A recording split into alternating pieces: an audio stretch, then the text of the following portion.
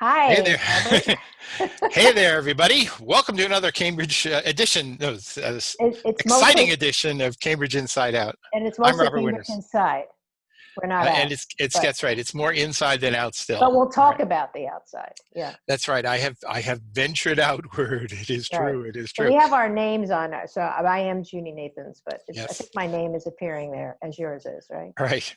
So today is November 17th, Ah, 2020. And the yes, last time we met here in these fine that's right. places, it was Election actually, night. we were in anticipation That's of right. the election that was taking place that day.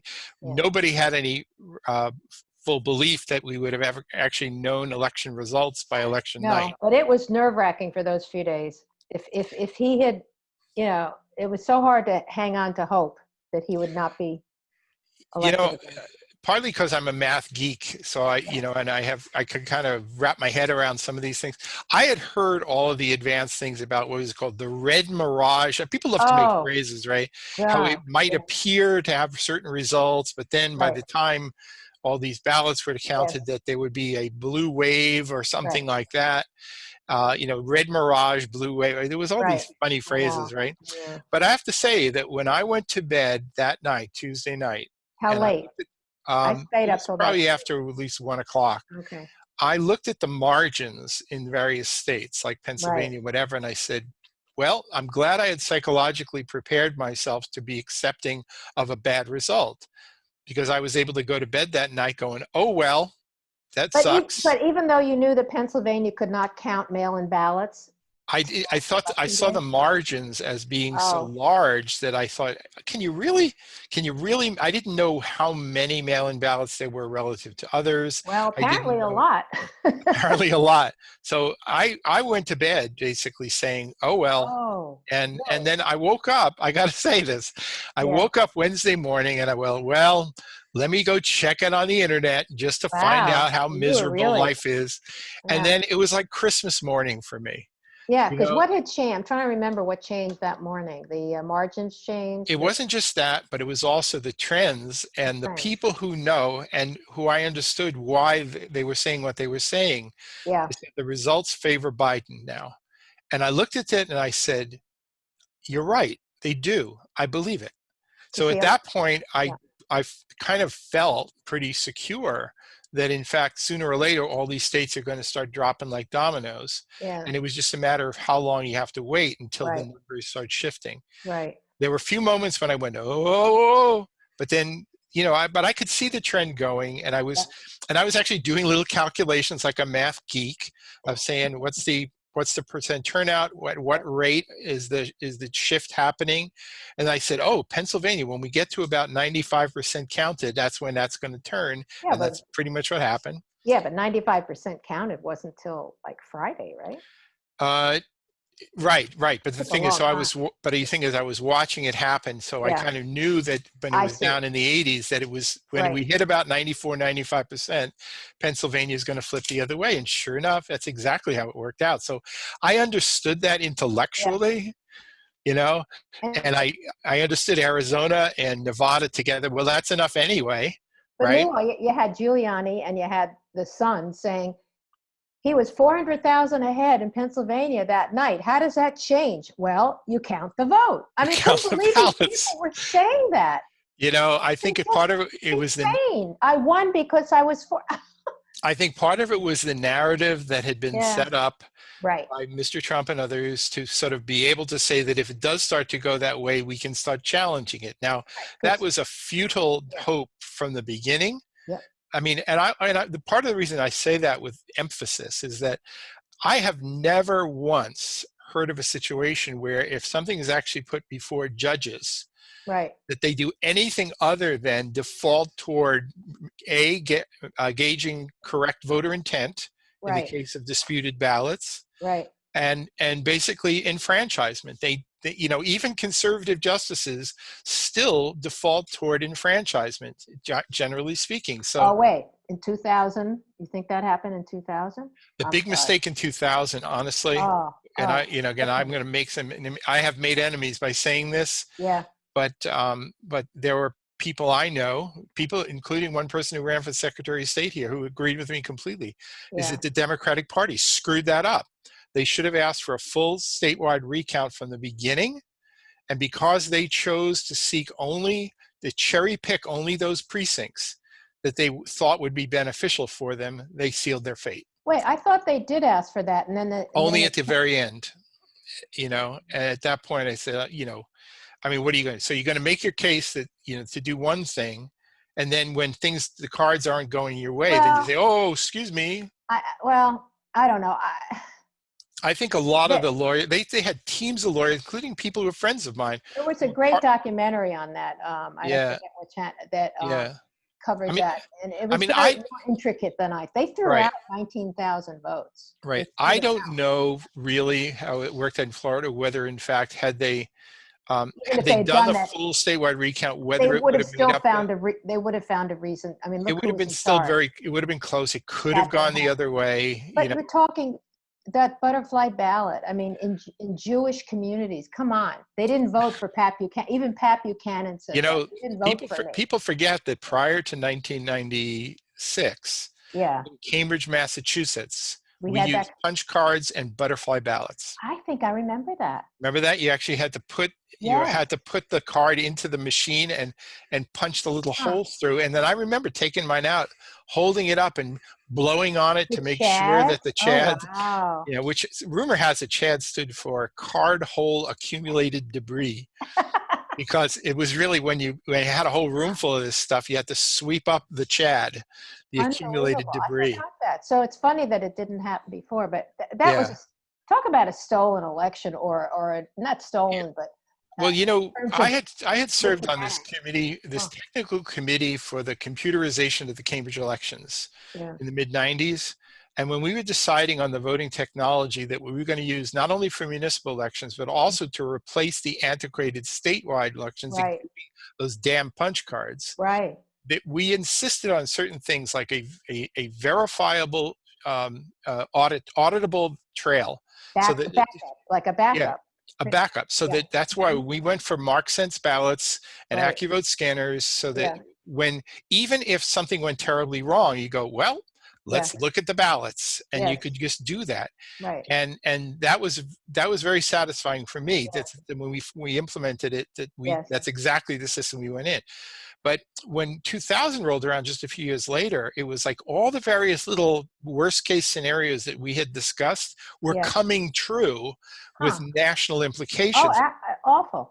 I was beside myself. I remember when the Bush versus the Supreme Court decision came down. I was working in the Harvard mathematics department at the time, and when I heard that news, I started losing it. And like the chair of the math department was going, "Calm down, Robert, calm down." I was ready to just punch a wall out. And it wasn't just because of the particular person who won or lost. It was that the election, the machinery of democracy, the elections, the voting methods were so screwed up. Right. And even the Republicans, Help America Vote Act, all of these other things happened subsequently basically say, we got to do this a little bit better. We're not giving away the right of individual states to run their elections, but we need to establish some standards here. But I have to say, and I'm very pleased that not only of the actual results of the election, but that various commissions and people who know in the know are saying this was a very secure election. Right, I've heard that. Yeah. Quite probably, and probably certainly the most secure one we've ever actually had, in spite of all the innovations, in spite of all of the the new technologies, the new system, the protocols. I mean, even Massachusetts, if you think about it, we're a little stodgy, kind of a stodgy New England hamlet here in Massachusetts in ways. And the fact that they actually ramped up and they screwed up a little bit maybe in the primary, in terms of the timing. Right. But ultimately, this system they put in place worked, and you could verify whether your ballot was received. Right. In many states, you could do that. Track. Yes. I mean, we did good. We really did good. Do you know the final mail-in ballot tally? I mean, I know before that night, it was like 90 million people had voted early, I don't know if it was early or mail-in ballots, but they knew they'd already voted. Yeah, I don't know. I No, actually don't. In fact, I think when it I comes actually out, it'll usually be people. probably 2/3 of the hundred and what is it now? 152 million people voted. That's amazing. Yeah, no, it's a world record, and I think this is sort of an important point. I think for everybody in this country to understand Yes. is that Joe Biden just broke the world record for most votes in any Yeah. presidential candidate, Yeah. and the person who now holds the record for #2 most votes I know. Don't say ever it. is Mr. Trump, right? I So know. but the thing is that for those Yeah. people who choose not to understand Wow. the necessity of at least coming to some terms with That's all right. those people, they Right. really need to look at that and understand this was not a landslide victory. It was a clear Yeah. victory. Well, But it's landslide electorally, but who looks at that? Because that's a whole other issue. right, Electoral yeah, college. Yeah. yeah, exactly. It was and actually, I don't know that I don't remember what constitutes landslide. I know in Well, terms of Kellyanne popular vote. Conway said that in 2016 because of the electoral. Oh, He yeah, said it but was, and they're throwing that out at her now. you, you know, you It's a, when your guy wins, you say it's a landslide, it's or the exact same even numbers, if you only it's a squeak by with Democrat. 2 votes, you call it a mandate, right?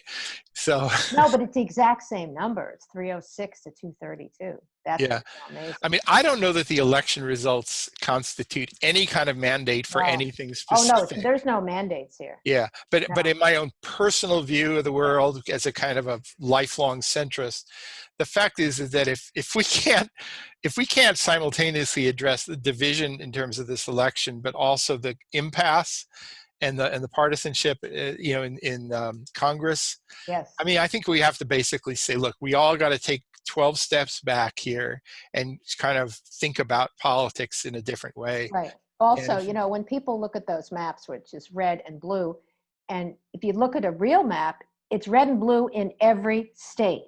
yeah, Like everybody knows somebody that voted for Trump. I knew that in 2016, and unfortunately, I hear it now in 2020. So everybody has family members that voted for this person. You it's don't get 80 million or 79 million people, or I'm sorry, 73, let's not give them more, without somebody voting for him.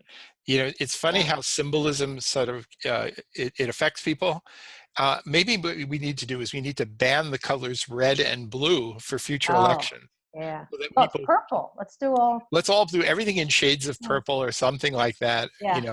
But I Barney, think it basically kind of it's sort of like when we were kids.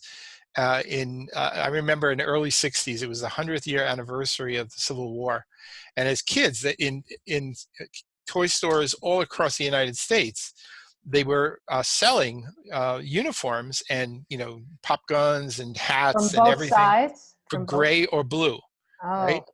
Yeah. So and kids were buying either gray uniforms or blue uniforms. Are you Rebs or Yanks, right? And we had like it was like this is in New York City. Yeah. Yeah. We had like warfare. I mean, we had gangs. We were 6 years old, and we were gangsters. 6. Oh yeah. Okay. We were Yankees. We had blue suits, right? Yeah. But on the people on the other side of 20th That's Avenue, they funny. were gray. And if you went over to 18th Avenue, well, they were gray. I was gray over there. So it was the anniversary. Is that what it was? It was the 100th anniversary of Civil 100th? War, and the toy manufacturers wanted to capitalize on Wow. it. And as little kids, we bought into it. It was blue versus gray.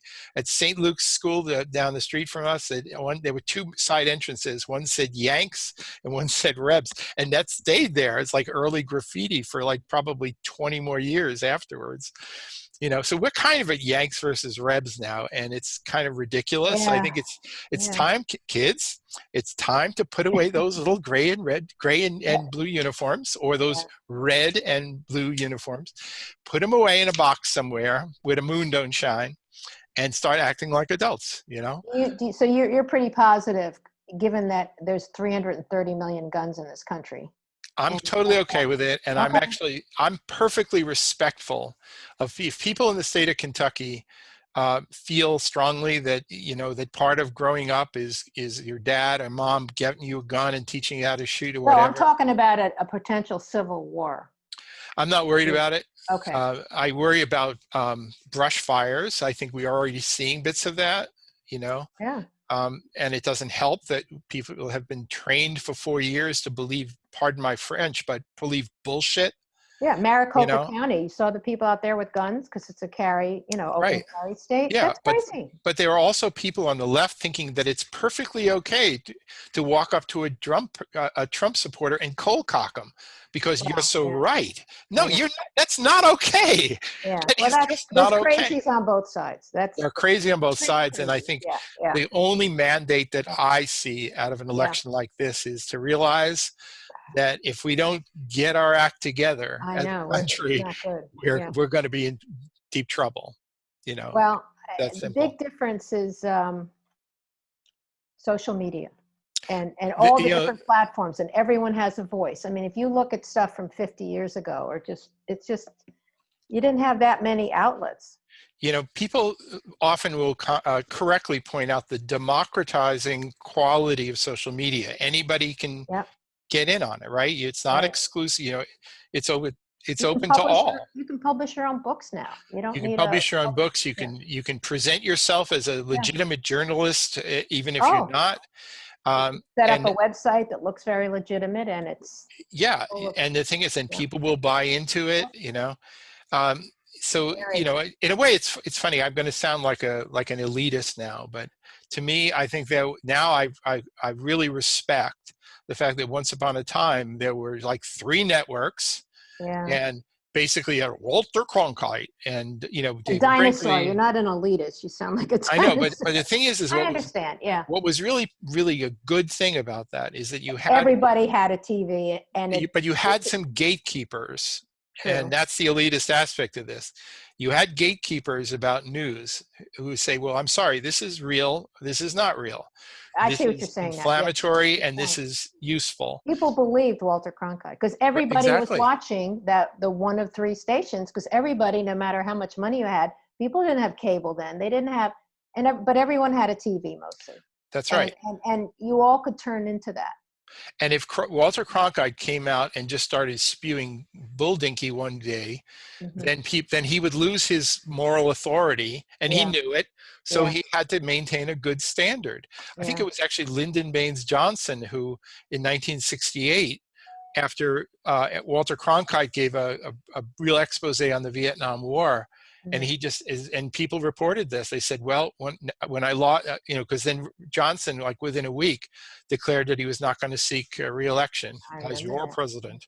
Yeah. I will not seek, nor shall I accept the Yeah. nomination of my Yeah. party as your president. Yeah. It's very And good. then he said, it was when I lost Walter, that's when I knew. And that says a lot. Right now there's nobody even remotely close to that in terms of having Yeah. authority as a journalistic figure in this state, in this country, and nor is there even a single publication that you can now look Well, to Bill as Moyers tried to do that for PBS, and he still has, is out there. He was like, but and but I can understand why they do, but I used to at least think, well, I'll just go to the New York Times if I wanted to be objective, and they're more objective than most, but the thing is, they got sucked right down that tube too, and started taking sides relentlessly as well. yeah, And they still have some varied opinion makers there, but I yeah, know, no, yeah, I agree, and the thing no, is, so this is I just view this as an opportunity now yeah, for journalistic outlets, for political people to basically rediscover their legitimacy. You know, right, but you have to remember, I mean, you do a service with your Cambridge Civic Journal. You have Cambridge Day, you have the whatever, but and we have Wicked Local, whatever, but most of the people in this country have lost their local news. That's true. That's a fact. So, That's right.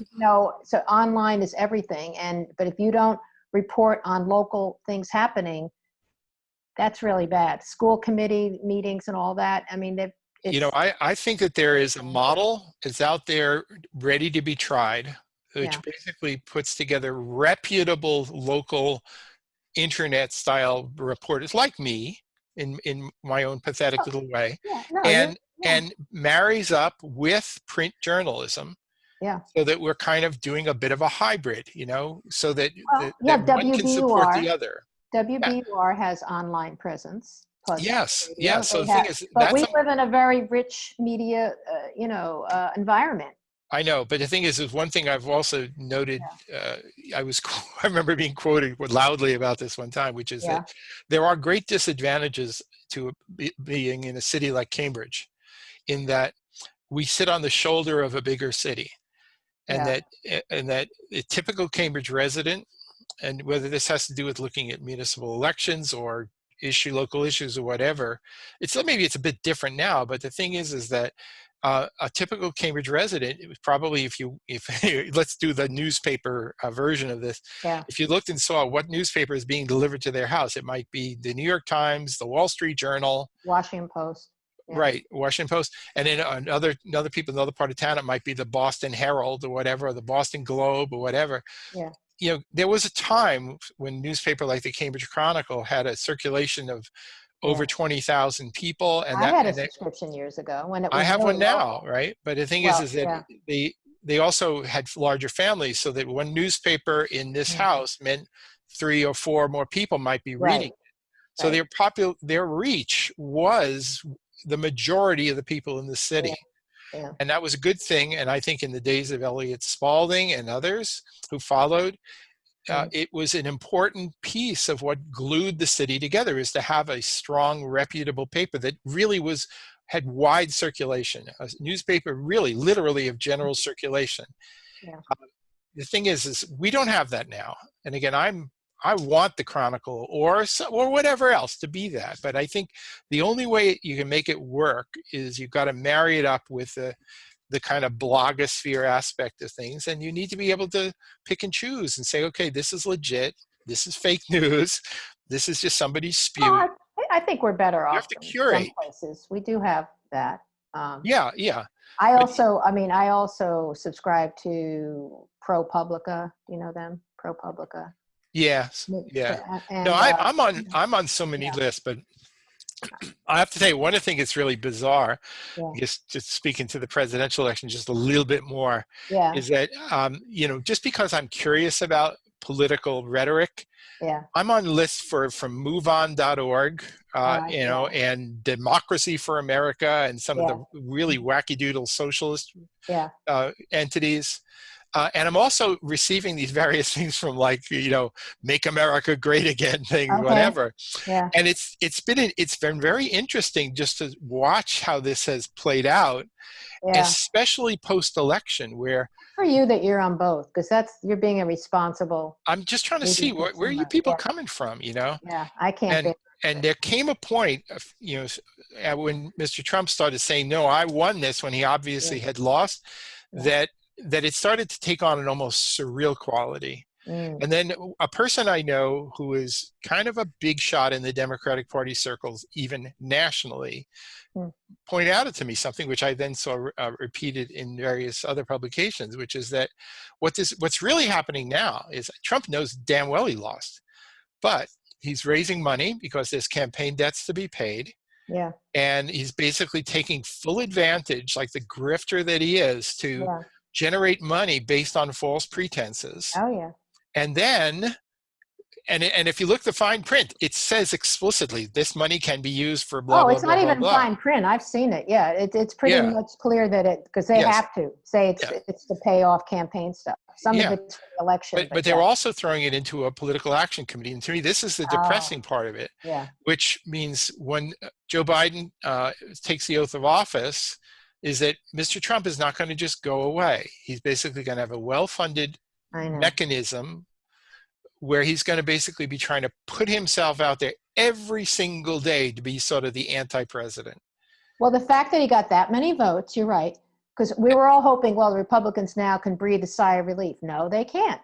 Because Right. look at how many votes he got, That's right. and So so if they're I don't know. successful, they will till those fields, till the soil, and grow that crop of Oh my sort of God. the not so loyal opposition, and that's really what we have to look forward to, and that's what concerns me more than anything else. No, I agree. The fact that some wackadoodle I know.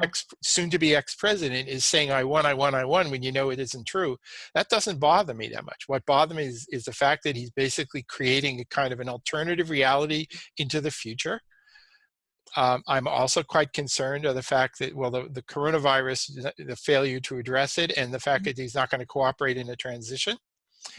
And I'm also very concerned, and I'm not a person who's pro-war, but if you're going to basically just yank troops out of various countries, not because over the advice of your own military commanders, just so that you can tell people you fulfill the campaign promise, that bothers me a lot. I know. I mean, there are human beings there. There are lives that could be lost as a result of that. Yes, let's wean ourselves off of the endless wars, but he's never do it been rationally. He's never one that wants to go. He was against the wars. That's one thing I could say about him. But the way he's doing it, So I mean, I am somewhat concerned about the management of the next month and a half until, well, actually 2 months.